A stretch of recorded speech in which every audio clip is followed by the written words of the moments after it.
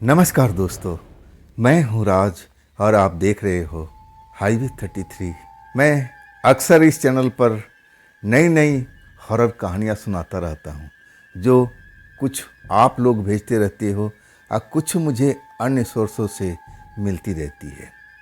तो चलें आज की कहानी की सफ़र पर। दोस्तों, ये कहानी है सुशील की। उत्तराखंड के रहने वाले सुशील जी ढाबा चलाने का काम करते थे। खानदानी ढाबा था इनका दादाजी का, और इसके बाद इनका पिताजी का। अब इनका नंबर आ चुका था, लेकिन जब सुशील का नंबर आता है ना, तब वो ढाबा उनको कमा कर देता नहीं है। जब उनके पिता का मौत हो जाता है, उसी ढाबे के अंदर में एक रात जब बारिश हो रही थी, वो घर नहीं पहुंचते हैं, ढाबा में सो जाते हैं, और इसके बाद वो कभी उठते नहीं। मौत हो जाने के बाद सुशील का पूरा परिवार बिल्कुल सकते में आ चुका था। समझ में नहीं आ रहा था कि अब क्या होगा, अब क्या होगा। सुशील नौजवान थे, कभी कभी अपने ढाबे में जाया करते थे अपने पिता का मदद करने के लिए। लेकिन दिन भर तो रहते थे, लेकिन जैसे ही शाम होता था ना, तब उनको पिता कहते थे, तू जा घर पर जा, मैं भी 10 बजे तक आ जाऊंगा ढाबा को बंद करके। एक बार सुशील जी कुछ ऐसे ही सामान को, मसाले को ढूंढ रहे थे, जो उनको पिता ने अब बुलाया था, मंगाया था कि जा स्टोर रूम से कुछ मसाले हैं, वो बताया। और जब ढूंढने गए, तब उनको पोटली में एक खुशबू वाला फूल उनको मिला था। वो फूल पहली बार अपनी नज़रों से देखा था। फूल तो सूखा हुआ था, लेकिन उसमें से बहुत ही बेहतरीन खुशबू आ रही थी। फूल के बारे में जिक्र किए अपने पिताजी से कि पिताजी, ये फूल कहाँ पर इस्तेमाल होता है। पिताजी उस फूल को देख करके सकते में आ गए थे। हाँ, कहने लगे, बेटा जहाँ से उठाया ना, वहीं पर रखते। आज के बाद इस फूल की तरफ देखना भी मत। ये किसी का काम करनी है, तेरे काम करनी है बेटा। हम इसको किसी चीज़ में इस्तेमाल नहीं लाते हैं, बस किसी ने दिया था, मैंने संभाल कर रख लिया। मैं पूछता ही रह गया था कि पिताजी, आखिर कौन दिया था इस फूल को आपको स्टोर में रखने का, क्या मतलब है। लेकिन पिताजी टाल दिए थे, मुझ पर नाराज भी हुए थे कि आजकल तू मेरे से ज़्यादा बहस करने लगा है। मैं जब मना कर दिया तो समझ ले, बात ख़त्म करते हैं। मैं उन दिनों जब पिताजी ढाबा चलाते थे ना, मैं आया जाया करता था, दिन के टाइम मदद किया करता था। मैं देखता था कि ढाबा जितना मुझे चलता हुआ नज़र नहीं आता था। मुझे लगता था कि आखिर जब ढाबा इतना चलता नहीं है, तो हमारे घर में कमाई कहाँ से होती है। हमारी 3 बहनें को शादी पिताजी ने किया, जो मेरे से बड़ी थी, तो आखिर धन कहाँ से आया था। हमारे घर जो था हमेशा खुशहाल रहता था, पैसे की कभी अड़चन नहीं आती थी। तो आखिर ये ढाबा चलता नहीं था इतना। जब मैं जाने लगा था ढाबा पर पिताजी का हाथ बटाने के लिए, मैं खुद महसूस करता था। कभी कभी तो मैं पिताजी से सवाल भी पूछ देता था, तो मुझ पर बिफर जाते थे। तुझे क्या करना है, ये सब जान करके अपने काम से मतलब रख, अपना काम कर और अपना घर जा, ज़्यादा सवाल जवाब नहीं करना था। पिताजी नाराज हो जाते थे, मैं भी चुप हो जाता था। मुझे लगता है कि मुझे क्या करना है, जब देखा जाएगा, जब अब मैं अपने आप का ढाबा चलाऊंगा तब देखा जाएगा। अभी तो पिताजी चला रहे हैं और अभी मैं उनका मदद कर रहा हूँ। लेकिन वो दिन दुख भरी दिन जो मेरे जीवन में आया था। हम पूरा परिवार खुश रहते थे। हमारी 3 बहनों की शादी अच्छे घर में हुई थी। मेरे पिताजी ने धूमधाम से उनकी शादी किया था, किसी चीज़ का कमी रहने नहीं दिया था। हमारा गांव में जो घर था, सबसे बेहतरीन पिताजी ने बनाया था। एक ढाबा की वजह से, जो ढाबा मेरी नज़र में चलता नहीं था, तो आखिर उसका रहस्य क्या था, कहाँ से आता था पिताजी का पैसा, क्या करते थे, कैसे पैसा कमाते थे। मैं जब बड़ा हो गया और सवाल जवाब करने लगा, अब वही पिताजी झुंझला जाते थे, कहते थे कि इन सवालों को दोबारा मत पूछना। मैं डर जाता था, फिर मैं सवाल करना बंद कर दिया था। लेकिन जब उस रात जब पिताजी बरसात में घिर जाते हैं, ढाबे से निकल नहीं पाते हैं, ढाबा में आराम करने लगते हैं, और सुबह में जब वो रात को घर नहीं आती है, तो हम सुबह जल्दी जाते हैं ढाबे पर, पिताजी क्यों नहीं आए। तब वो चीज़ देखने को मिलता है, पिताजी मर चुके थे, ढाबे में उनकी मौत हो चुकी थी। वो दृश्य मैं आज तक भूलता नहीं हूँ। उनकी आंखें पथराई हुई थी, डरा हुआ चेहरा दिख रहा था, जैसे किसी को भूत को देख करके उनका हार्ट अटैक हो गया हो। खैर, उस बात को हम लोग भुला चुके थे। मेरा तो जो ढाबा था बिल्कुल खोलने का मन नहीं था।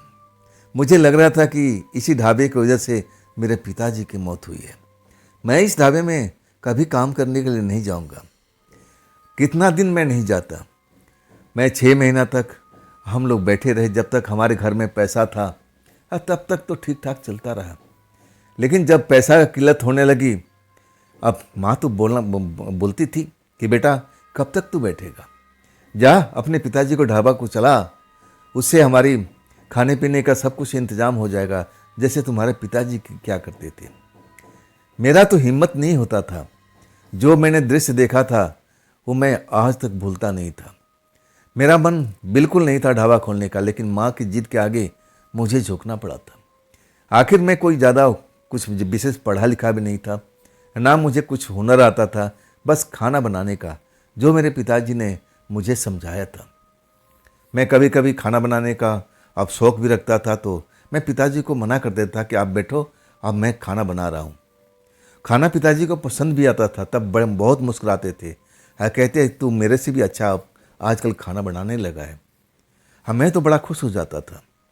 जब पिताजी गुजर गए, मैं ढाबा फिर 6 महीने के बाद संभाल लेता हूँ। मुझे पता था कि ढाबे से आमदनी इतना विशेष नहीं होने वाली। अब वही हुआ, ढाबा तो मैं जैसे तैसे खोल दिया, लेकिन ग्राहक जो थे ना, कुछ ही आते थे, खाने का तारीफ जरूर करते थे। कहते थे कि जैसे तुम्हारे पिताजी बनाया करते थे ना, उसी प्रकार के तुम भी खाना बनाती हो, तुम्हारे सब्जी में दाल में स्वाद आ जाता है। मैं कहूँ ना कि मेरे पिताजी ऑर्डर पर, जैसे कैटरिंग पार्टी होती है ना, अब वो भी खाना बनाया करते थे, लेकिन नॉन वेज का वो मास्टर आदमी थे। नॉन वेज बहुत अच्छा बनाते थे। और कभी कभी तो वो 2-3 दिन के लिए अब किसी पार्टी में चले जाते थे, सारा सामान इकट्ठा करके, और वहीं पर 2-3 दिन लगाते थे, अब फिर लौट के आते थे। जब लौट के आते थे ना, तो उनके पास में करारे करारे नोट हुआ करते थे, बड़े खुश नज़र आते थे। मेरे माँ को सारा पैसा देते थे, संभाल के रख। और तब मैं देखा करता था। मैं भी उनसे बहुत कुछ सीखा था नॉन वेज बनाने का।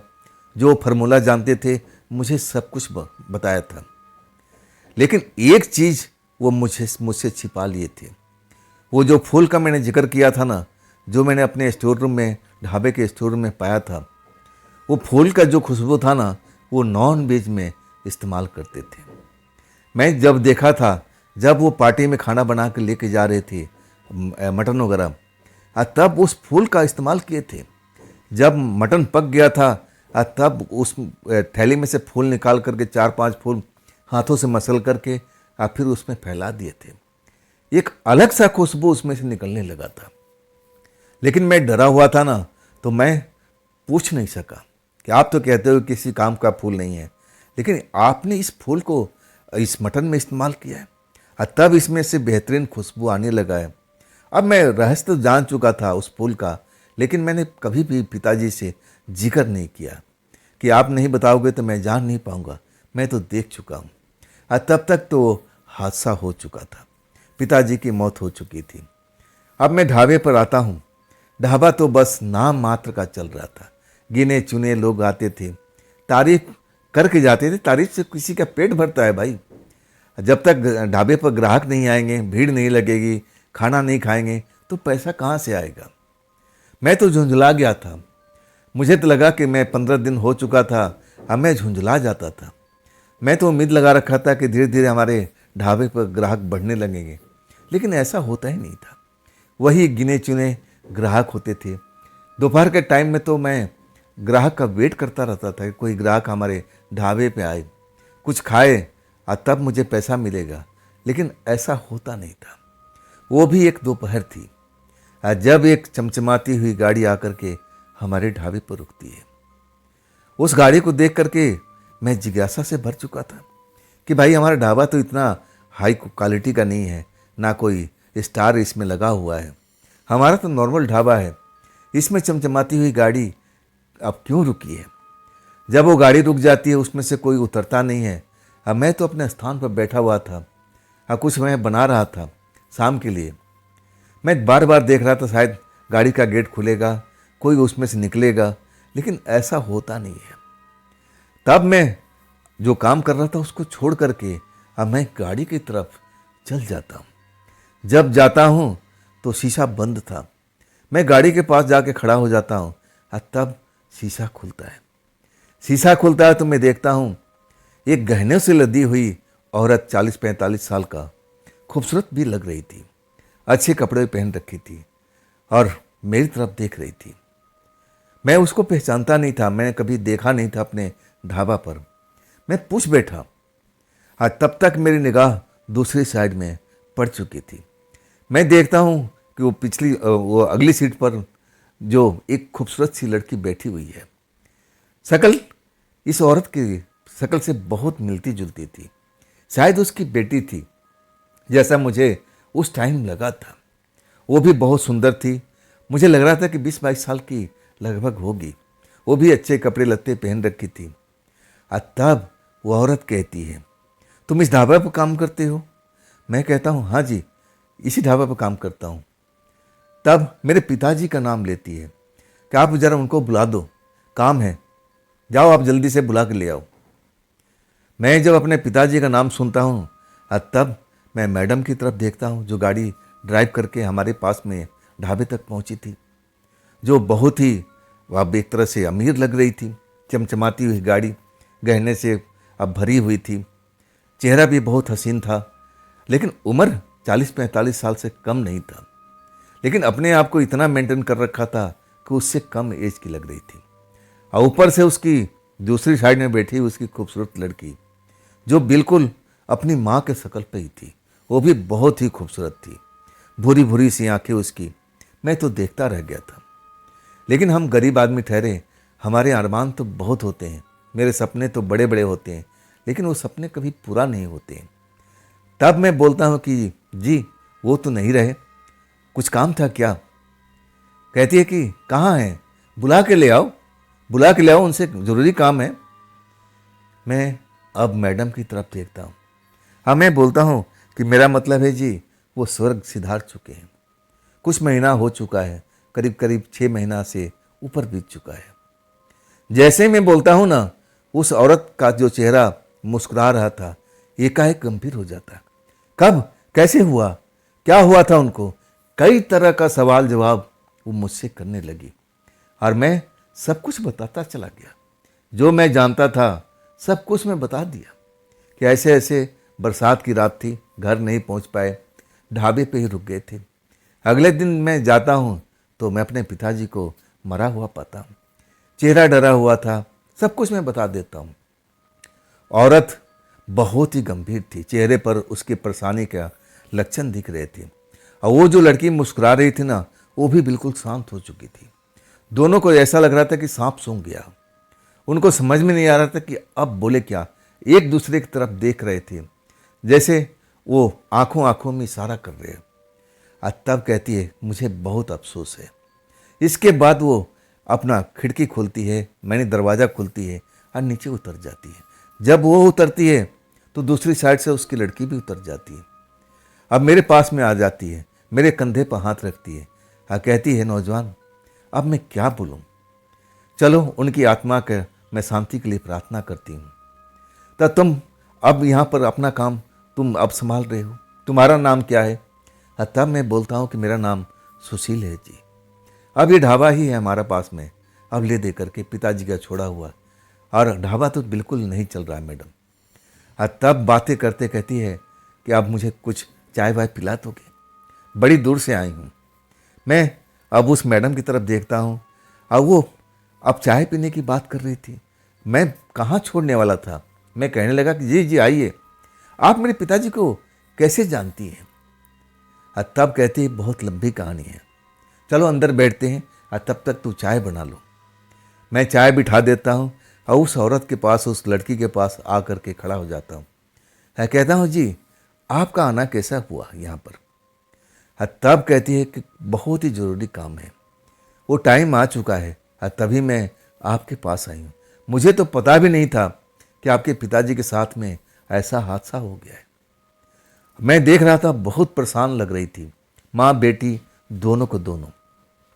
मैं कहने लगा कि जी, आपकी मैं कोई सेवा कर सकता हूँ जो पिताजी करते थे? हाँ, तो बताइए आप। कहती हैं कि आपको आपके पिताजी सब कुछ हुनर तो सिखाए होंगे। मैं कहने लगा कि हाँ, लगभग सारा हुनर तो मैं सीख चुका हूँ। आपको क्या ज़रूरत है और क्या आपको चाहिए, वो मैं पूरा कर सकता हूँ। आप बताइए तो सही। मैं कुर्सी खिसका कर उन्हीं के पास में बैठ जाता हूँ। और तब माँ बेटी एक दूसरे की तरफ देखती है, जैसे वो आपस में सलाह मशवरा करना चाहती थी, ये बात बताए कि नहीं बताए। हाँ, मैं चुपचाप शांत बैठा हुआ था। और तब कहती है, पिताजी ने आपके मेरे कुछ बताया नहीं था हम लोग के बारे में? मैं कहने लगा, जी नहीं, हमें तो बिल्कुल पता नहीं है। मैं तो अक्सर आया करता था ढाबे में, लेकिन आप मेरे सामने कभी भी नहीं आएंगे। अब आप काम बता दीजिए, हो सकता है कि आपकी हम हेल्प कर सकें, मदद कर सकें। तब कहती है, मदद तो कर सकते हो। अब आप जो हुनर सीखे हो, अब उसमें आप मास्टर हो चुके हो। मैं कहने लगा, देखिए जी, मास्टर तो आज तक कोई हो नहीं पाता है, लेकिन जितना पिताजी से मैं सीखा हूँ, मैं उतना तो अब काम कर सकता हूँ। क्या आपको बनवाना है, क्या चाहिए आपको? मैं मुद्दे पे आ चुका था। तब कहती है, आपको याद होगा कि कभी कभी आपके पिताजी यहाँ से बहुत सारा मटन बना करके और हमारे घर पर आते थे, और वहाँ पर 2-3 दिन तक ऐसा ही काम चलता रहता था। तो वो काम आप कर पाएंगे? मैं कहने लगा बड़ा खुशी से, बिल्कुल मैं कर पाऊंगा। मुझे तो एक एक चीज़, क्या क्या मसाला डालते थे, मुझे तो सब कुछ पता है। आप कहिए तो मैं आपको सब कुछ समझा सकता हूँ। तब कहती है कि नहीं नहीं, मैं समझ गई, हुनर तो होगा ही आपके पास में। तब मैं कहता हूँ कि बताइए क्या बनवाना है? तब कहती है, मटन। मटन बनाना है, लेकिन यहाँ पर नहीं, सारे मसाले जो भी आपका है सब कुछ इकट्ठा करके आपको लेके चलना है हमारे घर पर, हमारा पुराने बंगले पर। वहाँ पर सब ये कार्यक्रम होना है और 3 रात तक होगा। 3 रात आपको खाना बनाना है, और जब मैं बताऊंगी उसी हिसाब से सब कुछ होगा। तो क्या आप तैयार हैं इस काम के लिए? मैं सोचने लगा कि 3 रात फिर मेरा ढाबा तो बंद हो जाएगा। मैं कहने लगा, देखिए मैं तैयार तो हो जाऊंगा, कोई बड़ी बात नहीं है, लेकिन कितना आदमियों का खाना बनाना है, क्योंकि मेरे पास में कोई अभी मेरा कोई मित्र नहीं है और ना मैं कोई बंदा रखा हूँ, तो मुझे इस चीज़ का इंतज़ाम तो करना पड़ेगा। तब कहती है, आप घबराइए मत, हम लोग हैं ना आपकी मदद करने के लिए। जो कुछ होगा हम मिल बांट के करेंगे, ज़्यादा खाना नहीं बनना है। मैं सब कुछ बता दूंगी, आप कर पाओगे। जब आपके पिताजी कर सकते हैं तो आप भी तो कर सकते हो। मैं कहने लगा कि बिल्कुल कर लूँगा, लेकिन आप इसके बदले में मुझे क्या देगी, कितना पैसा दोगी? तब कहती है कि जो आपको पिताजी को मैं दिया करती थी उतना ही दूंगी। अब मान लेती हूँ कि अब महंगाई हो चुका है और दूसरी चीज़ आपका पिता का मौत हो गई है, तो मैं कुछ ज़्यादा ही दूंगी। आप चिंता मत करो। वो चीज़ मुझे अब समझ में आने लगा था। शायद इसी औरत के पास में मेरे पिताजी जाते थे खाना वाना बनाने के लिए। 3 रात में लौटते थे। आज जब लौटते थे तो करारे करारे नोट उनके हाथों में होता था, माँ को दे देते थे, माँ भी खुश हो जाती थी। मैं देखता था, मैं कहूँ ना कि मेरा दिल धड़कने लगा था। इतने सारा पैसा मुझे मिलेगा ये सोच करके मैं घबराने लगा था। मैं कहने लगा कि जी, आप कुछ ऐसे तो बता दीजिए कितना पैसा मिलेगा। तब वो गंभीर होती बोलती है, चिंता मत करो, मैं तुम्हारी पूरी मदद करूंगी। जितना मैं तुम्हारे पिताजी को दिया करती थी उससे ज़्यादा दूंगी। लेकिन एक बात है, इस बात को आप किसी को नहीं बताओगे। जैसे तुम्हारे पिताजी क्या करते थे, हम ये सब कार्यक्रम चुपचाप करते हैं। समझ लो एक पूजा का ये अंश है। जिस तरह से पूजा पाठ होता है ना, अब समझ लो हम एक ऐसा पूजा पाठ करते हैं जिसमें नॉन वेज का ही इस्तेमाल होता है। मैं अब एक तरह से उस औरत की तरफ देख रहा था। अरे पूजा पाठ में नॉन वेज का क्या मतलब है भाई? मैंने तो आज तक सुना ही नहीं था। शायद अब मेरे चेहरे पर हैरत आ गया ना। तब औरत संभाल करके अब फिर बोलना शुरू करती है। कह रही थी कि मैं एग्जाम्पल दिया था, ऐसा कुछ खास काम करते हैं हम 3 रात को। आप जब चलोगे ना तो सब कुछ समझ जाओगे। मैं अंदर अंदर घबरा गया था। मुझे लगने लगा कि ऐसा कौन सा काम है भाई जो नॉन वेज से शुरुआत होता है, नॉन वेज पर ख़त्म होता है। मैं तो आज तक ऐसा किस्से कहानियाँ सुना नहीं हूँ। लेकिन पैसे का जब लालच इंसान को आ जाता है ना तो सब डर उसका निकल जाता है।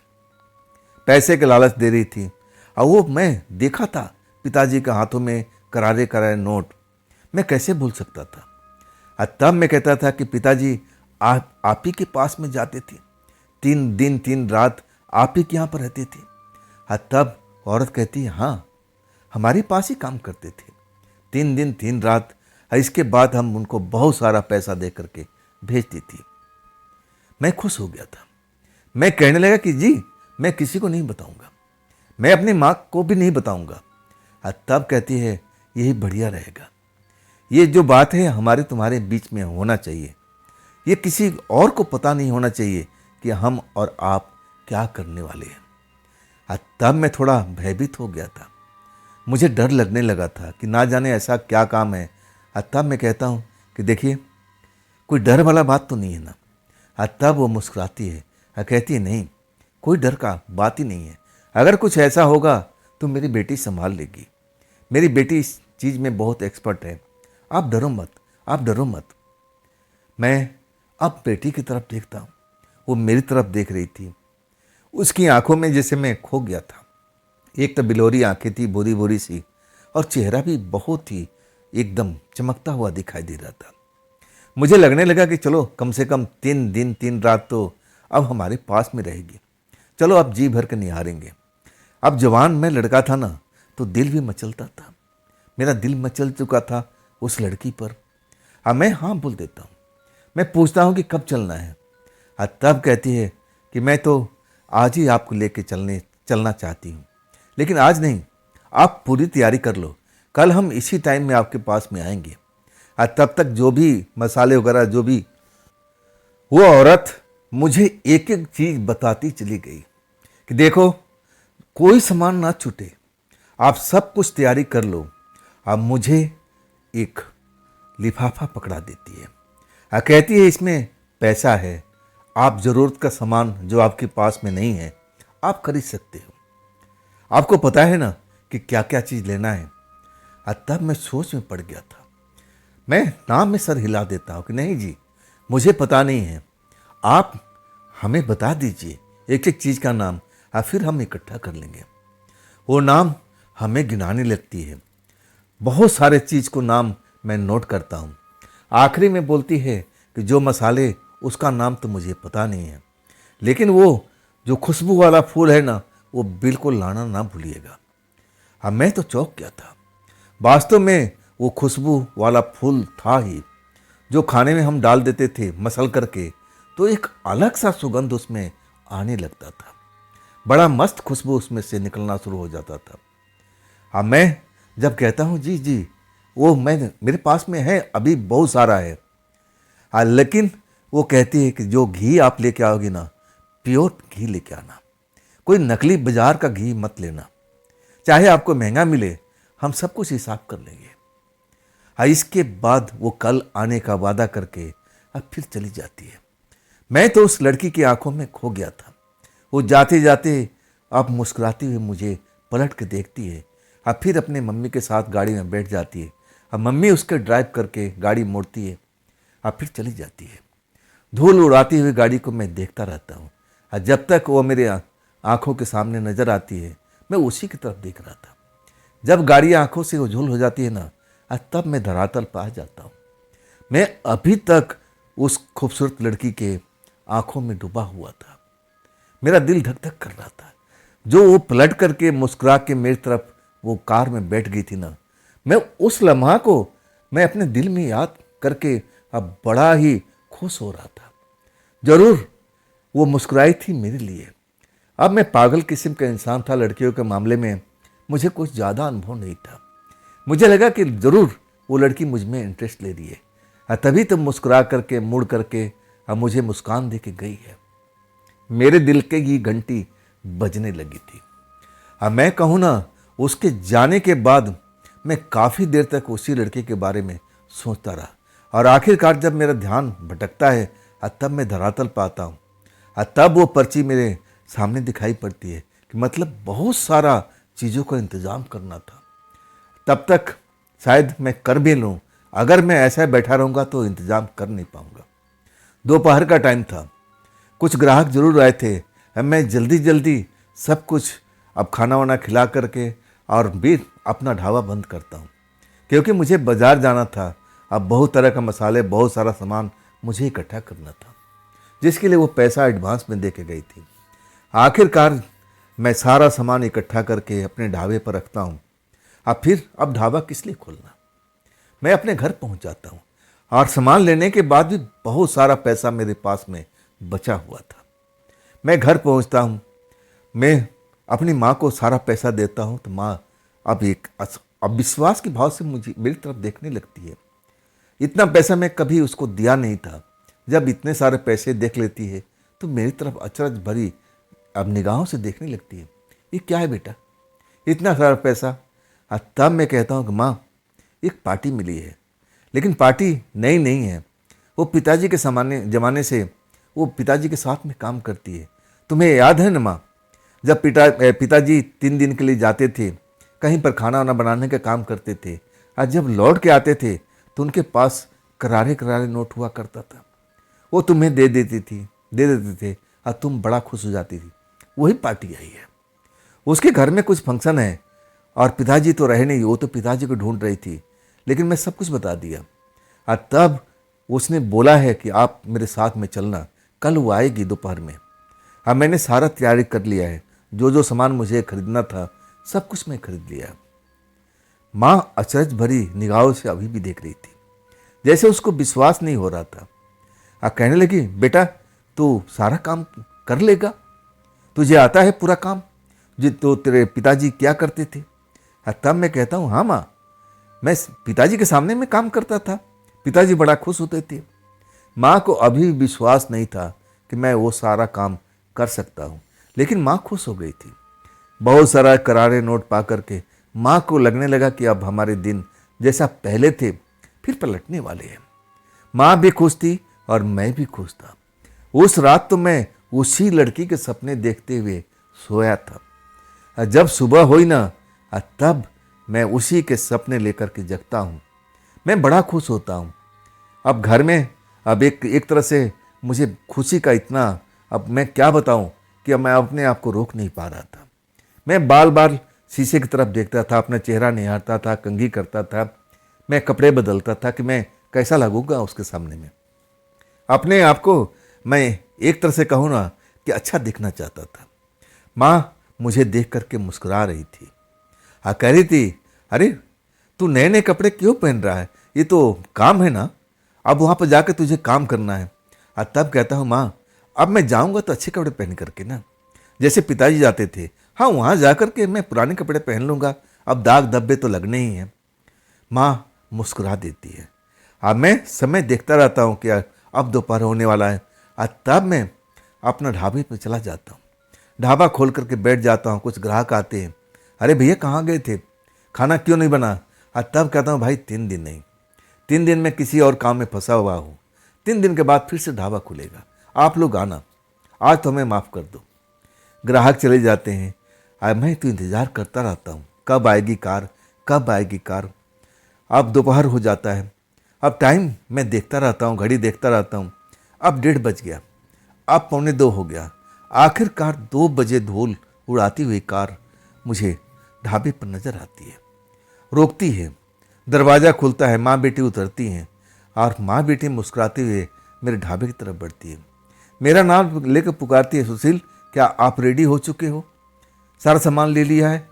तब मैं कहता हूँ, जी मैडम, सारा सामान मैं इकट्ठा कर चुका हूँ, आप चाहो तो एक बार चेक कर सकती हो। तब कहती, नहीं भाई, इसके बारे में मुझे विशेष ज्ञान नहीं है, अब चलो सामान रखो गाड़ी के अंदर में, फिर हम चलते हैं।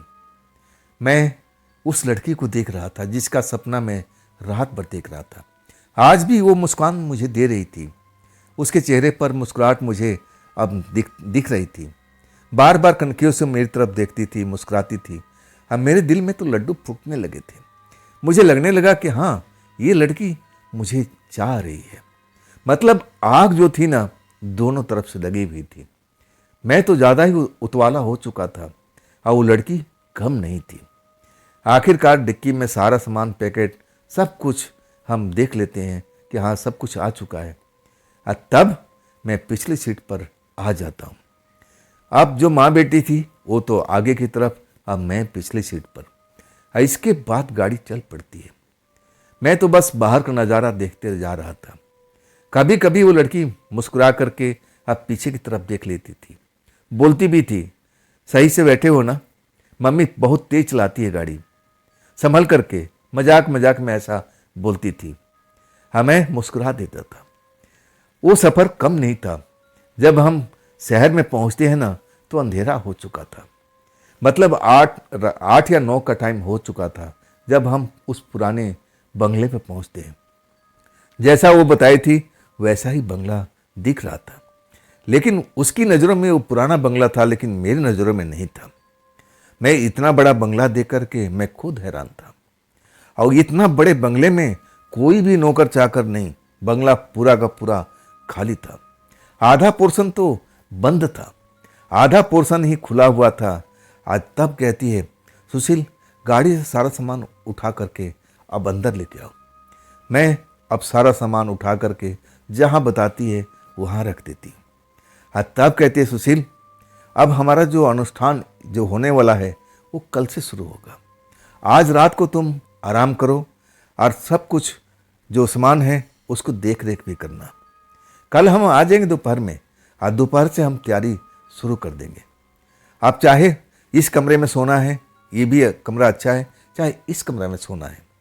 2 कमरे जो थे बेडरूम के वो मुझे दिखाती है। और तब तक मैं मुड़ मुड़ के उस लड़की की तरफ देखता हूँ। वो भी मेरी तरफ कन्फ्यूज देख रही थी। अब धीरे धीरे मुस्कुरा रही थी। मैं तो उस पर फिदा हो चुका था। आखिरकार मैं कह देता हूँ कि मेरा क्या है जी, मैं तो ऐसी कहीं भी सो जाऊँगा। मैं तो गांव देहात का लड़का हूँ, गांव देहात का रहने वाला हूँ। मुझे तो इतनी मोटी पलंग की जरूरत भी नहीं है। तब वो लड़की मुस्कुरा देती है। इसके बाद वो लोग मुझे कोठी में छोड़ करके चले जाते हैं। जाते जाते उसकी माँ कहती है कि आप सुशील अंदर से दरवाज़ा बंद कर लो। अब देखो, इसके बाद में दरवाज़ा खोलना मत। अगर तुम्हें कोई आवाज़ भी लगाए कि रात में दरवाज़ा खोल दो, तो बिल्कुल दरवाजे के पास जाना भी मत। जब वो बोलती है ना, तो मुझे थोड़ा डर महसूस होने लगता है कि क्या बात है।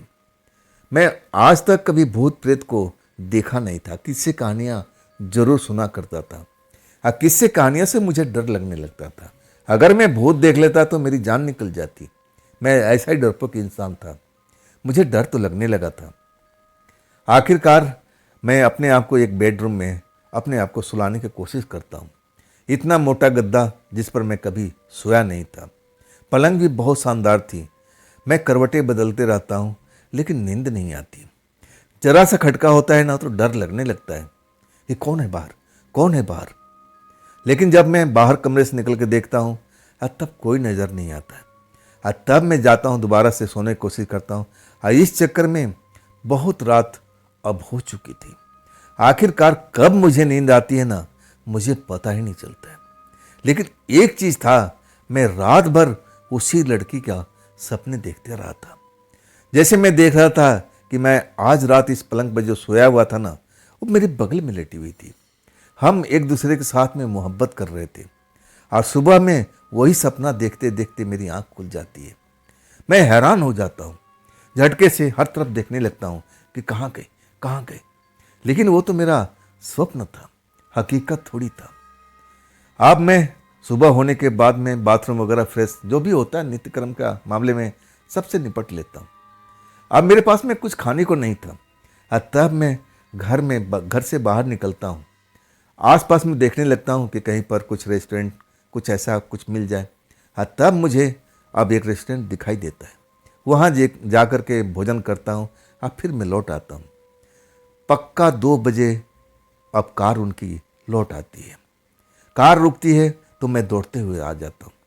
माँ बेटी अब एक बड़ा सा थैला डिक्की में रखा हुआ था। अब मुझे बुलाती है, सुशील जरा इस बड़े थैले को उतारने में मदद करो। मैं जाता हूँ और वो भोजनी ठहलाता, हम उठा करके लाते हैं जहाँ सारा सामान रखा हुआ था। तब कहती है वही आंटी, मैडम जी, कि रात में डर तो नहीं लगा सुशील? तब मैं कहता हूँ कि मैडम, मैं डरने वाले में से नहीं हूँ, मैं अपने आप को अब डरपोक साबित नहीं करना चाहता था। मैं कहता हूँ नहीं नहीं, मैं गांव देहात का रहने वाला हूँ ना, मैं डरता नहीं हूँ किसी से। तब वो खुश हो जाती है, कहती है देखो अभी से हमें तैयारी करना पड़ेगा। अब फिर वो एक एक चीज़ बताना शुरू कर देती है कि सुशील देखो यहाँ पर अब सब कुछ खाना बनाना है, इतने लोगों को बनाना है। मैं हैरान था, जो सामान लेके आई थी, जो मटन वटन लेके आई थी, वो 5 किलो से ऊपर था। उसमें कम से कम 10 लोग तो आराम से, उससे भी ज़्यादा खा सकते थे। लेकिन वो बताती है कि सिर्फ 5 लोग का ही खाना बनेगा। अरे भाई, 5 लोग तो मतलब 5 किलो थोड़ी खा जाएंगे। लेकिन बड़े लोग की बड़ी बातें ना, मैं उनके चक्कर में क्यों पड़ूं? मैं अपना काम स्टार्ट कर देता हूँ। बहुत सारे पकवान बनाती हैं, मिठाई, मीठा चीज़ और खीर, रबड़ी, बहुत तरह का। आज सब सामान अब जो बन जाता था और उसको एक बार टेस्ट करती थी। जब मैं मटन बनाता हूँ ना, तो मेरे पास में आके बैठ गई थी। मैडम जी मुझे बनाते हुए देख रही थी। आखिरकार जब मैं उसमें फूल को इस्तेमाल करता हूँ, तब मेरे हाथों से ले लेती है। कहती है सुशील, ये फूल मार्केट में तो कहीं बिकता नहीं है, तो कहाँ से तुम लेके आए हो? तुम्हारे पापा कहाँ से लेके आते?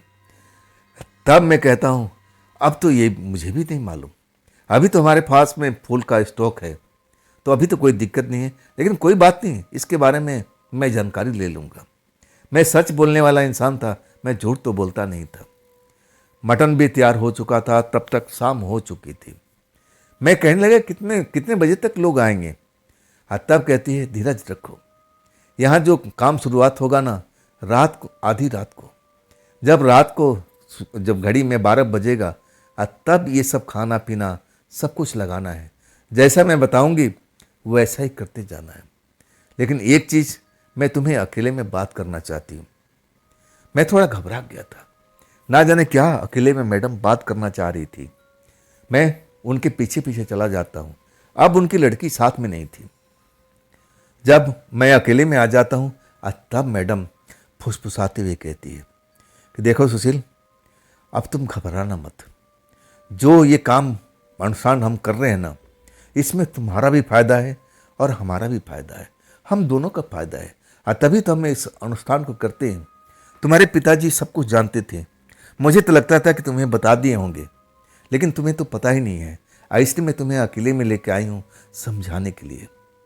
मैं तो सांस रोके उनकी बातें सुन रहा था। तब कहती है कि देखो ये सब इतना खाना जो बना है ना, इंसानों के लिए नहीं। सच कहूँ ना, तो मुझे तो ऐसा लगा कि शरीर से पसीना निकलना शुरू हो गया है। मैं इतना डर चुका था, मैं भूत प्रेत से बहुत घबराता था। लेकिन अभी तक उन्होंने खुल के बात नहीं किया था। लेकिन जब वो खुल के बात करने लगी, बताने लगी कि देखो सुशील, ये सब इतना जो हमने आडंबर यहाँ पर बना रखा है, ये जितना पकवान, हर तरह का पकवान हम यहाँ पर अब बनाए हुए हैं, ये इंसान खाते नहीं है। हम इंसान के लिए नहीं, हम एक ऐसी शक्ति को यहाँ पर हम बुलाते हैं, और वो जब आ जाती है ना, तो समझ लो हमारा काम सफल हो जाता है। मैं सांसें रोक करके मैडम की तरफ देख रहा था कि क्या बोल रही है, क्या बात कर रही है मैडम जी। मैं तो बोल ही नहीं पाया था, ना टोक पाया था। मैं मैडम जी की तरफ देख रहा था। मैं तो डरा हुआ बिल्कुल दिखाई दे रहा था। शायद मैडम जी भाप गई थी। तब कहने लगी, अरे सुशील डरो मत, ये काम हम नया नहीं कर रहे हैं, ये काम हम सालों से करते आ रहे हैं, और इसी काम से तो हमारा घर बार चलता है। और तुम्हारा भी परिवार में तुम्हारे इसी से सब कुछ हुआ है। तुम्हारी 3 बहनों को शादी, सब कुछ बताती चली गई थी। इसी काम से तुम्हारे पिताजी ने सब कुछ किया है। तुम्हारा जो गांव का घर है, सब कुछ इसी काम से तो हुआ है। सच कहूं ना, मैं पसीने से नहा गया था, शरीर का रोम रोम खड़ा हो गया था। मैं तो भूत प्रेत से इतना डरने वाला व्यक्ति था, मैं कैसे कर पाऊंगा। अब मैं कहता हूं कौन सा भूत आएगा यहाँ पर? तब हंसती है, कहती भूत वूत कुछ नहीं आएगा, जो तुम सोच रहे हो ना ऐसा कुछ भी नहीं है। यहाँ पर एक शक्ति आएगी इंसानी रूप लेकर के, ये सारा जो भोजन है ना उसी के लिए है। अगर उसको भोजन पसंद आ जाता है ना, तो समझ लो हमारा मेहनत सफल हो जाएगा। और बाकी जो बातें हैं मैं सब कुछ मैं रात को बता दूंगी। तुम डरना मत। जब तक तुम उसके साथ कुछ बुरा नहीं करोगे तब तक वो तुम्हारे साथ बुरा नहीं करेगी। वो तो तुम्हें पलट कर देखे भी नहींगी कि तुम वहां पर हो या नहीं हो। ये सब मेरे पे छोड़ दो, मैं सब कुछ संभाल लूंगी। और बाकी जो काम है ना, वो मेरी बेटी संभाल लेगी। वो तो करती आई है, उसको तो सब कुछ पता है। सच कहूँ ना, ये जो खेल मैडम अगर मुझे बता देती मेरे ढाबे पर, तो मैं तो यहाँ पर आता भी नहीं, ना मैं इस चक्कर में कभी पड़ता। मैं भूत प्रेत से मुझे बहुत डर लगता था, और ना जाने यहाँ पर क्या आने वाला था, किसको बुलाने वाले थे, क्या होने वाला था। अभी भी सस्पेंस बना हुआ था। मैं डरा हुआ था, लेकिन बार बार मैडम जी कह रही थी, सुशील डरने का नहीं, मैं हूं ना, मेरी बिटिया है ना, सब कुछ हम आपस में मिल बांट करके संभाल लेंगे। जो तुम्हें मैं काम दिया हूं, अब बस तुम उस काम पर ध्यान रखना, अब बाकी काम तो मेरी बिटिया कर लेगी। मैं डरा हुआ था, लेकिन मुझे लगने लगा कि अरे मैं खाम खा डर रहा हूं। जब यहां पर मैडम रहेगी, उनकी बिटिया रहेगी, तो मुझे डरने की क्या जरूरत है। मैं तो उनके पीछे खड़ा रहूंगा। और तब मैं अपने आप को संभालने लगता हूं, मन थोड़ा हल्का होने लगता है। आखिरकार समय निकलता जा रहा था। मैडम जी अब एक जो उनका बड़ा सा कमरा था, हॉल था, अब उसको साफ सफाई करने लगी थी। उस काम में अब उनकी लड़की भी मदद कर रही थी। मैं जब साफ सफाई करते हुए देखा तो मैं भी जाकर के मदद करने लगा। उस कमरे को अच्छी तरह से मैंने पवित्र कर दिया गया था। साफ सफाई, पानी से धुलाई वगैरह सब कुछ, मतलब वो कमरा हॉल जैसा चमक चुका था। इसके बाद वहाँ पर एक कालीन बिछाया गया था, चमकता हुआ नया सा कालीन। ऐसा लग रहा था कि मैडम इसी काम के लिए लेके आई है। पूरा कालीन जब बैठ जाता है, फैल जाता है, तब मैडम कहती है, सुशील एक एक करके सारा सामान तुम लेके आओ जो तुमने बनाया हुआ है, सब यहाँ पर लेकर के अब रखते जाओ। मैं जाता हूँ, एक एक सामान मिठाई से लेकर हर एक चीज़ जो मैडम ने बनवाया था मैं लाला के देते रहता हूँ। अब मैडम उसको एक तरह से सजाने के काम करने लगती है।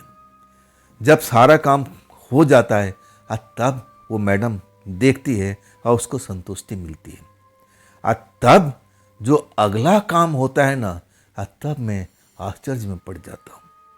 अगला काम जो मैं देखता हूँ ना, तो मैं बिल्कुल समझ में नहीं आता है कि अब ये क्या हो रहा है।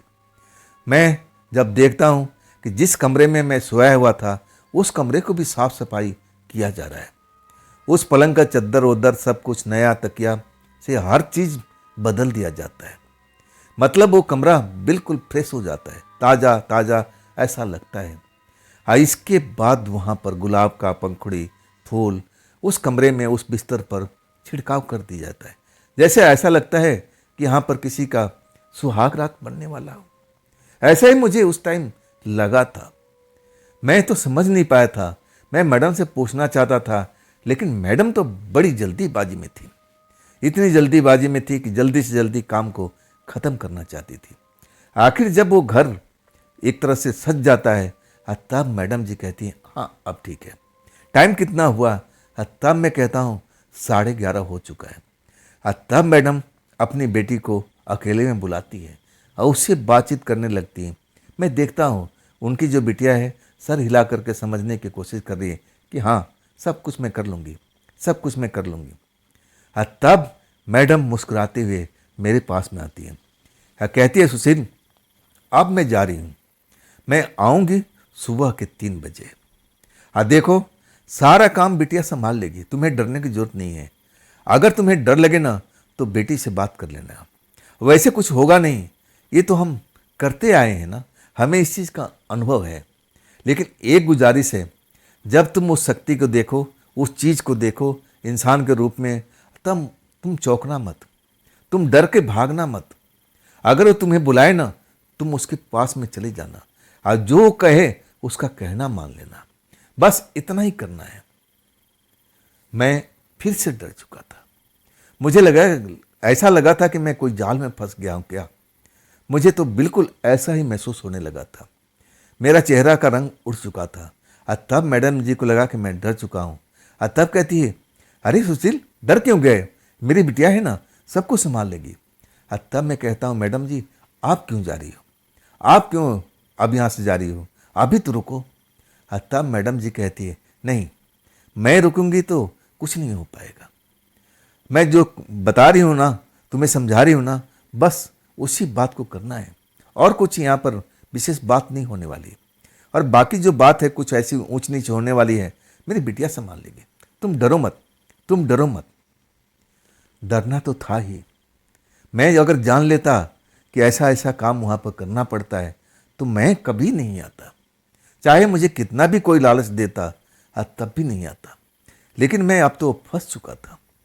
वो मैडम जी अब उस पुराने बंगले से बाहर निकल जाती है और हम दोनों उस बंगले में रह जाते हैं। मैं तो कभी उस लड़की को देख करके प्रेम का दीवाना हो गया था, लेकिन जब वो समय आता है ना तो मैं उसकी तरफ देखना भी पसंद नहीं करता हूँ। ऐसा मुझे डर लगने लगता है। कभी कभी तो उसका चेहरा ऐसा लगने लगता है कि उसके चेहरे में बदलाव हो रहा है। ऐसा मैं महसूस कर रहा था उस टाइम में। दिल की धड़कन बढ़ी हुई थी। जैसे जैसे सुई की घड़ी 12 की तरफ बढ़ रही थी ना, तो ऐसा ऐसा लग रहा था कि मेरे दिल की जो धड़कन है वो भी बढ़ती जा रही है।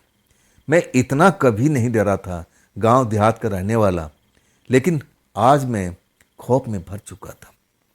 वो लड़की अपने काम में लगी हुई थी।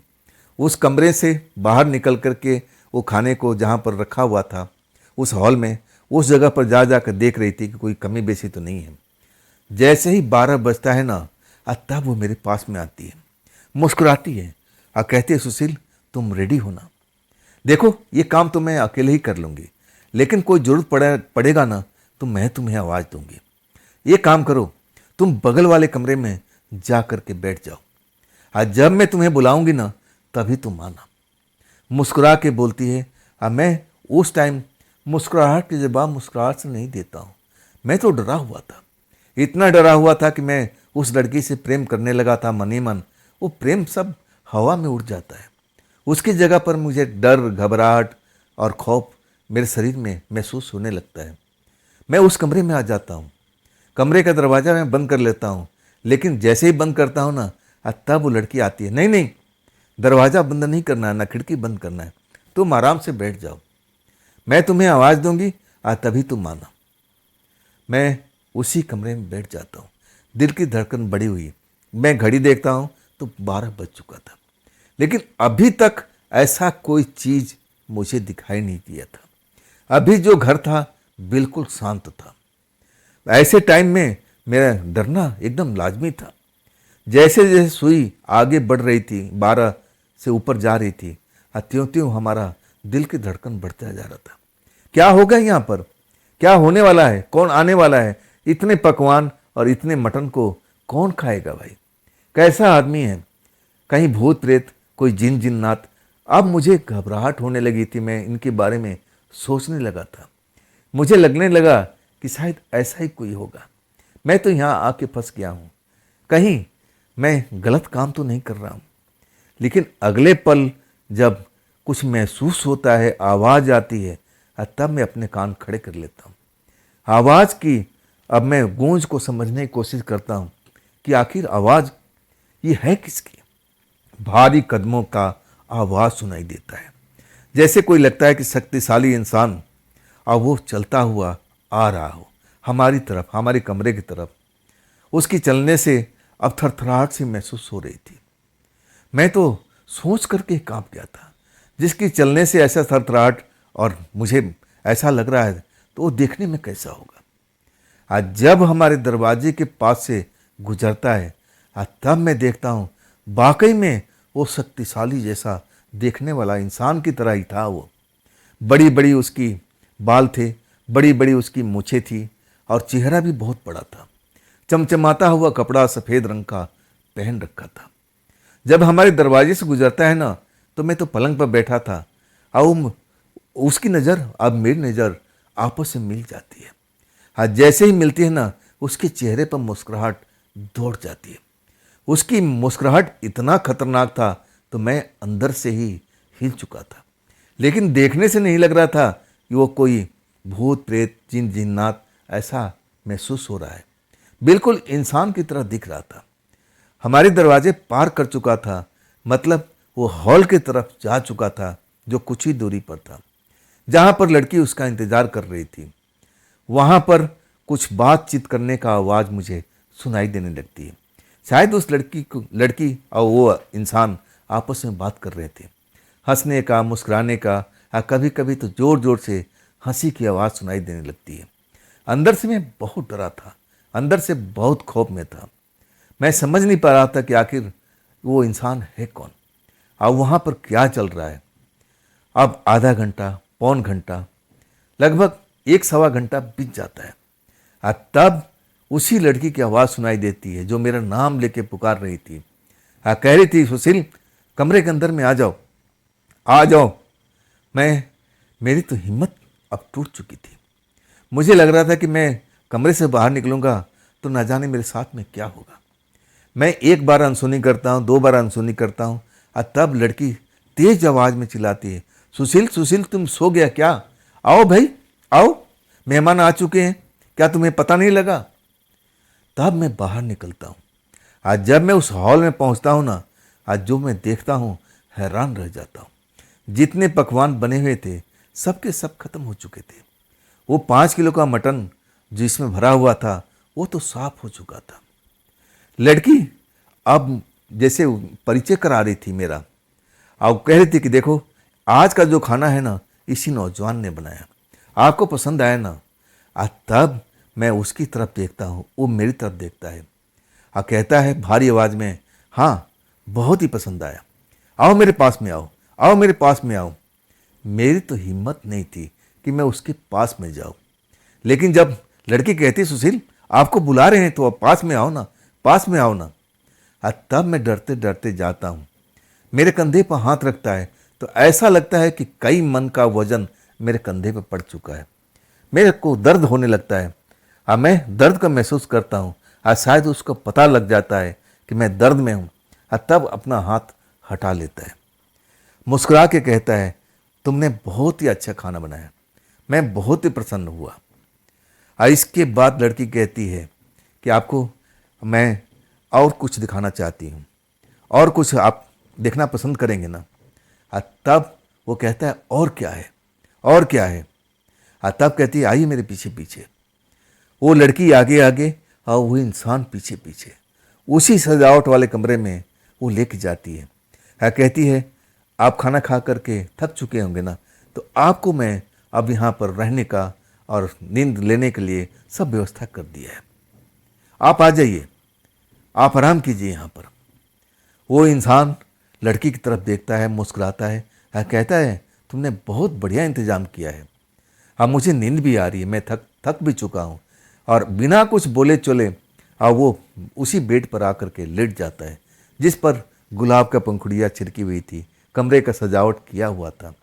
और वो लड़की झट से मेरा हाथ पकड़ती है, कहती चलो चलो बाहर, अब हमारा काम हो गया है, हमारा काम हो गया है। दरवाज़ा को बंद कर लेती है। उसके चेहरे पर मुस्कुराहट दौड़ रही थी। मेरे दिल की धड़कन बढ़ी हुई थी। मैं जानना चाहता था आखिर इतना सारा भोजन अकेले इंसान ये कैसे कर सकता है। इतना सब कुछ मैंने बनाया था, ये तो कई लोगों का खाना था और ये अकेले हजम कर लिया था। मैं तो घबराया हुआ, डरा हुआ, और वो लड़की मेरा हाथ पकड़ करके बगल वाले कमरे में जहाँ पर मैं बैठा हुआ था उस कमरे में लेके आती, मुझे पलंग पर बिठा देती, हाथ पकड़ के खींचती है, बैठो बैठो, धीमे धीमे बोलती है, कहती शोर मत करना, ज़्यादा शोर करोगी तो जग जाएगा, हमारा काम खराब हो जाएगा, तुम मेरी बात को समझ रहे हो ना? तब मैं कहता हूँ हाँ, लेकिन ये है कौन? कहती है बिल्कुल शांत रहना, इसके बारे में जरा भी सवाल जवाब मत करना, अगर उसको पता लग गया ना तो तुम पर नाराज हो जाएगा, ऐसा शब्द भी बाहर मत निकालना। अब तो मैं और डर चुका था, लेकिन वो लड़की डरी भी नहीं थी। मुझे लगता था कि ऐसे काम वो बहुत बार कर चुकी है। वो जो इंसान जैसा दिखने वाला व्यक्ति था शायद उसको पहचानती थी, जानती थी, तभी तो उसके साथ हंस रही थी, खेल रही थी और हंसी मजाक चल रहा था। लेकिन उसने लड़की को छुआ तक नहीं था, ना कोई परेशान किया था, सिर्फ भोजन किया था, भोजन का आनंद लिया था। इसके बाद वो उस कमरे में जो सजा के रखा था उस पलंग पर जाता है और आराम से लेट जाता है। इसके बाद हम लोग बगल के कमरे में आ चुके थे। मैं तो डरा हुआ था कि ना जाने क्या होगा, ना जाने क्या होगा। कई बार मैं उससे फुसफुसा के पूछता हूँ, ये कब जाएगा, ये है कौन? तब लड़की कहती है, अरे मैं तुमसे बोली ना, ऊंची आवाज में मत बात करो, अगर वो जाग गया ना तो समझ लो हमारा सारा मेहनत बेकार चला जाएगा। मैं पूछता हूँ कि आखिर ये कब जाएगा, इस घर से कब जाएगा? तब मेरे मुंह पर उंगली रख देती है। कहती है, शांत हो जाओ, शांत हो जाओ, ज़्यादा अब आवाज़ ऊंची मत करो, जैसे मैं हूं ना इसी तरह से रहो, अब डरने की जरूरत नहीं है, सब कुछ अच्छी तरह से हो गया। जो तुमने पकवान बनाया है बेहतरीन बनाया है। वो तुम्हारी तारीफ कर रहा था। तभी तो मैं तुम्हें बुलाई थी, वो तुमसे मिलना चाहता था, तुम पर प्रसन्न है, तुम पर बहुत खुश है वो, और तुम पर मेहरबान भी हो चुका है। अब मैं अपनी तारीफ सुन करके मेरा डर कम नहीं हुआ था, लेकिन अब मैं कर क्या सकता था? मैं उस घर में फंसा हुआ था। मैं तो उस घर से निकल भागना चाहता था, लेकिन धीरे धीरे रात आगे बढ़ने लगती है। मुझे खर्राटे की आवाज़ बगल के कमरे से सुनाई दे रहा है। लड़की ने दरवाज़ा बंद कर लिया था। अब देखो कमाल की बात है, हम उस लड़की को इतना चाहते थे, इतना पसंद करते थे, लेकिन इतनी खौफ मेरे शरीर में भरी पड़ी थी। मैं उसी खूबसूरत लड़की के साथ बैठा हुआ था। मैं उसको छू भी नहीं पाया था। डर इसी को कहते हैं जो मेरे साथ में हो रहा था। और वो लड़की को बिल्कुल डर नाम का कोई चीज़ उसके शरीर में था भी नहीं। वो आराम से बैठी हुई और धीरे धीरे मुझसे कुछ बातें पूछ लेती थी और कुछ बातों का जवाब भी देती थी। समय निकलता जा रहा था, निकलता जा रहा था। तब वो लड़की अंगड़ाई लेने लगती है और कहती है, सुशील अब तो मैं थक चुकी हूँ, मैं अपने आप को रोक नहीं पा रही हूँ, अब तुम थोड़ी देर संभाल लेना। अगर वो जग जाता है ना तो मुझे जगा देना, ऐसा गलती मत करना कि तुम भी सो जाओ। लड़की उसी पलंग पर लेट जाती है, वो नींद में भी चली जाती है। मैं उसका सुंदरता निहारने लगता हूँ, लेकिन आज वो चीज़ मुझे अपने शरीर में जो झंझनाहट हुआ करती थी उसको देख करके वो बिल्कुल नहीं हो रही थी। उसकी जगह मुझे डर लग रहा था। इस लड़की का चेहरा मैंने बदलते हुए देखा था। अब मैं उसको देख रहा था कि मेरा भ्रम था या वास्तव में ये चेहरा इसका बदलता भी है। नींद में जा चुकी थी। अब मैं उसको गौर से देख रहा था। तब मैं देखता हूँ उसके चेहरे का रंग अब एक बार बदला था। मैं देख करके कांप जाता हूँ। अब क्या होगा, अब क्या होगा? मेरे दिमाग का भ्रम है क्या? अब डर में ऐसा कई बार हो जाता है, जो इंसान अपने दिमाग में सोचता है ना, ऐसा ही नज़र आने लगता है। मैं अपने दिमाग को समझाने लगता हूँ कि नहीं नहीं, ये मेरा डर है, ये इंसान लड़की है, ये कोई भूत प्रेत नहीं है। भूत प्रेत तो बगल के कमरे में सोया हुआ है। मैं निगाह हटा देता हूँ, अपने भविष्य के बारे में सोचने लगता हूँ कि अब यहाँ से मुझे कितना पैसा मिलेगा। अपना दिमाग मैं अलग दिशा में लेके जाना चाहता हूँ ताकि मैं डरूं नहीं। मैं अपने सपने बुनने लगता हूँ कि इतना पैसा मिलेगा तो मैं ये घर का काम जो अब काफ़ी दिनों से रुका पड़ा है वो काम मैं करवा दूँगा, और मैं ढाबे में थोड़ा सा रंग रोगन भी करा दूँगा जो चमक जाएगा। हमारा बोर्ड पुराना हो गया है, नया बोर्ड लगवा लूँगा। यही सब जो बेकार की बातें हैं मैं सोचने करके और डर अपने शरीर से निकालने की कोशिश करता हूँ। आखिरकार जब मेरी निगाह लड़के की तरफ जाती है ना, तो लड़की तो एकदम उसका रंग बदला हुआ था। जो जितनी हसीन लग रही थी ना, अब उसका रंग अलग ही था। देखने में तो ऐसी लग रही थी, लेकिन चेहरे का हाव भाव पूरा बदल चुका था। मैं डर जाता हूँ। मुझे लगता है कि नहीं, ये मेरे दिमाग का सोच है, ऐसी है नहीं। लेकिन लड़की जब मेरा नाम पुकारती है धीरे से, सुशील तुम भी सो जाओ, आराम कर लो, कब तक तुम जगे रहोगे, वो तो खराटे भर रहा है। मैं कहता हूँ नहीं नहीं, मैं ठीक हूँ, मैं बिल्कुल ठीक हूँ, आप सो जाओ, आप सो जाओ। मैं नोटिस करता हूँ उसकी आवाज़ भी बदली बदली नजर आ रही थी। तब मैं अंदर से और भयभीत हो जाता हूँ, लेकिन वो मेरी कोई बात को मानती नहीं है। मेरा हाथ पकड़ लेती है, एक झटके से अपने बगल में गिरा देती है। कहती है, सुशील कुछ देर आराम कर लो, तुम भी थके हुए हो, और देखो अभी खराटे की आवाज़ आ रही है, जब जगेगा तो हम भी जग जाएंगे। आओ आराम कर लो। अब इसके बाद मैं सच कहूँ ना, मेरे को क्या हुआ था, मुझे तो लग रहा था कि मैं एक अलग दुनिया में चला गया हूँ। मुझे तो हर चीज़ अब अलग अलग लग रही थी। उसका चेहरा मोहरा अब बिल्कुल बदल चुका था। वो पहले से और ज़्यादा खूबसूरत मुझे दिखाई देने लगी थी। अब मैं जैसे सपनों की दुनिया में उड़ रहा था। कब उसके साथ मैं सब कुछ कर लेता हूँ और वो मुझे बिल्कुल मना भी नहीं करती है, और हम दोनों का सहमति से सब कुछ हुआ हो। आखिरकार जब एक भारी आवाज़ गूंजती है, जैसे उस लड़की का नाम लेकर के वो इंसान जो बगल के कमरे में लेटा था, और तब लड़की हड़बड़ा करके जागती है। और उसी टाइम जो मेरे पर नशा चढ़ा हुआ था ना, मैं अपने आप को एक अलग दुनिया में पा रहा था। मैं उस दुनिया से बाहर निकल आता हूँ। मैं धरती पर जैसे आ गया था। अब मैं अपने आप को देखता हूँ, उस लड़की को देखता हूँ, और तब तक उसका हुलिया सब कुछ बदल चुका था।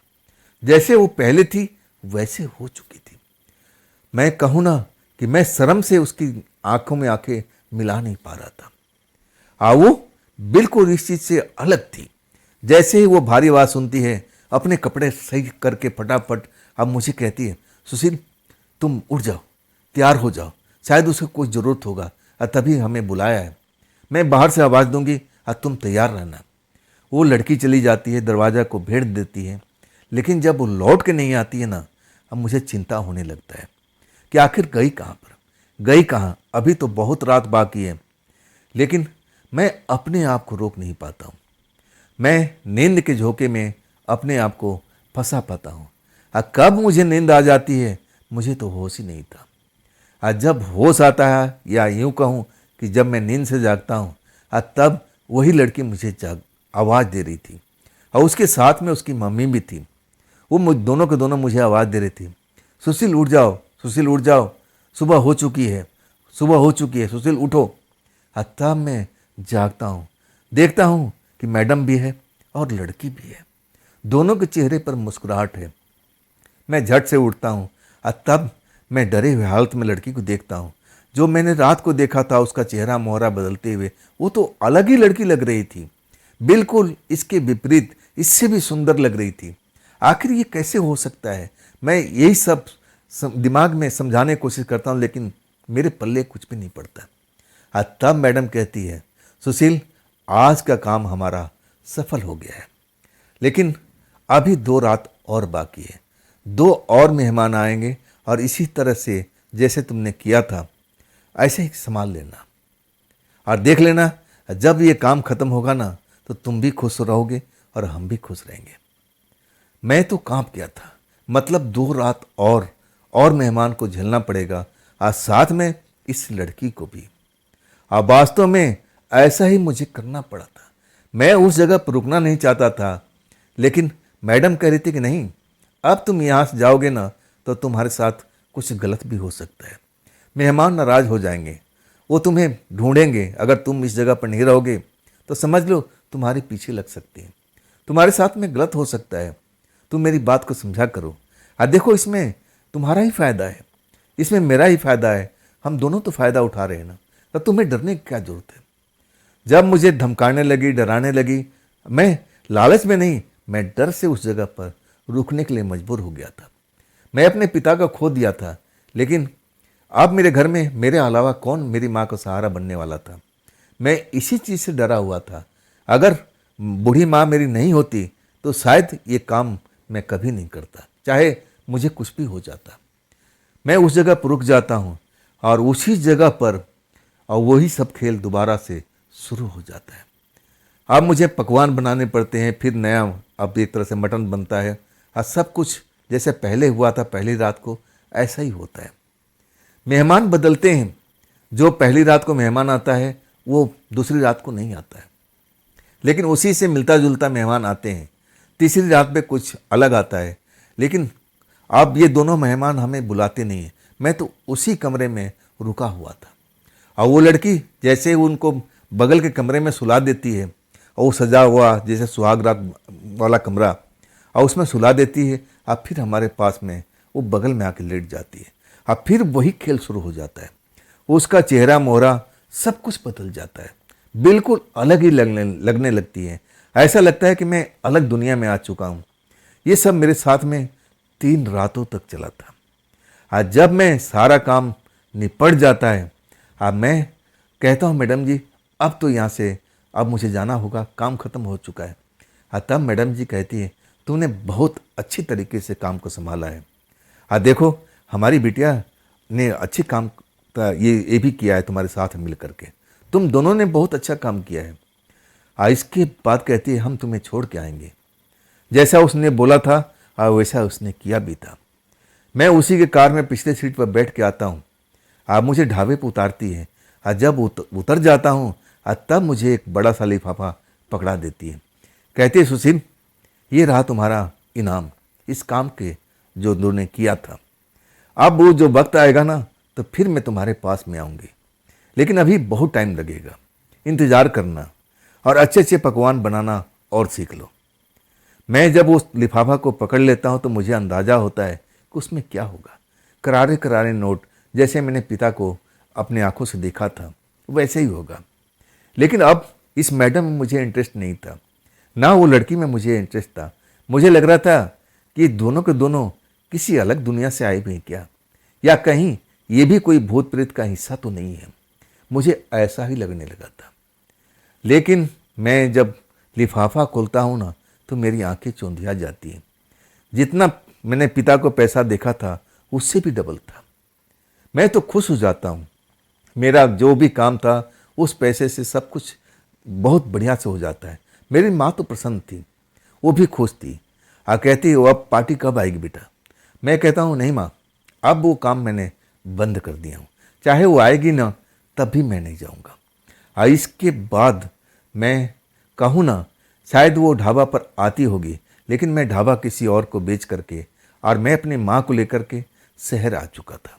यहाँ पर मैंने उन्हीं पैसों से एक छोटा सा रेस्टोरेंट खुला था और वो रेस्टोरेंट हमारा सही ढंग से चल रहा था। इसके बाद हमने शादी ब्याह भी कर लिया।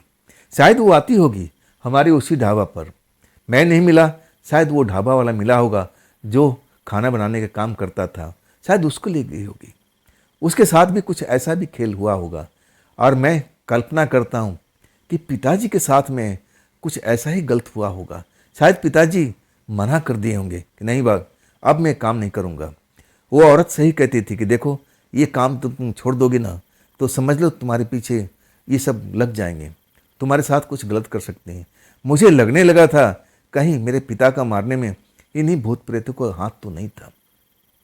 तो दोस्तों ये थी आज की कहानी सुशील जी की भेजी हुई। कैसी लगी आपको कमेंट में ज़रूर बताइएगा।